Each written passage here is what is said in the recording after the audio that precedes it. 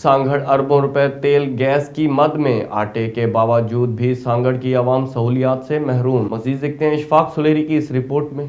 जिला सांगड़ जो कि तेल के साथ साथ ज़राअत की दौलत से भी माला माल है। दूसरी जानिब जिला सांगड़ की आवाम गुज़श्ता 70 सालों से तफरी सहूलतों से महरूम है। जिले इंतजामिया हो या सियासी लोग हो, किसी ने भी यहाँ पर कोशिश नहीं की कि सांगड़ के आवाम खासा खवातीन को किसी भी तरह की तफरी सहूलतें फराहम की जा सकें। 1960 के अंदर डिप्टी कमिश्नर सांगड़ की जानिब से तमीर होने वाला 9 एकड़ का मुश्तमिल पार्क 2006 और 2011 के सैलाब के अंदर तबाह हो गया।